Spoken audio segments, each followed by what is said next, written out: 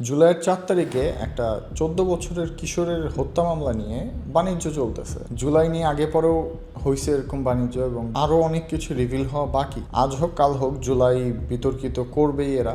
আপনার উচিত হচ্ছে আমাদের ভাইয়েরা, যে শহীদ ভাইয়েরা আমাদের যে স্বাধীনতা দিয়ে গেছে, আমাদের বাক স্বাধীনতা দিয়ে গেছে, ওইটাকে চর্চা করা। মোদী সরকার ডিসিশন নিছে যে বাংলাদেশের চারপাশে স্মার্ট বর্ডার বসাবে। সো এটা মূল ব্যাপারটা হচ্ছে তারা ড্রোন এবং হাই রেজলিউশন ক্যামেরা বিভিন্ন জায়গায় বসাবে।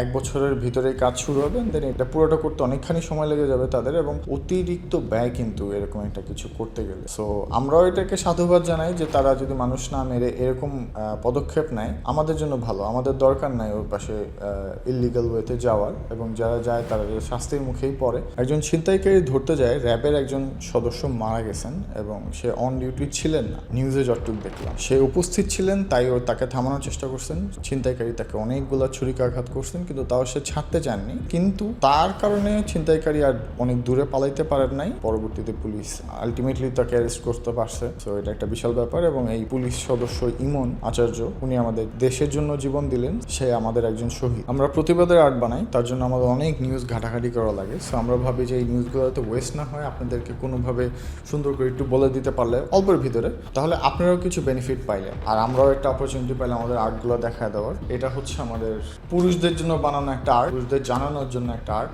এই আর্টের এখানে একটু লেখা আছে, আপনারা আমি স্ক্রিনে দেখা দিচ্ছি। সো আগামীকালকে এই শর্ট নিউজগুলো জানার জন্য ফলো করে রাখুন।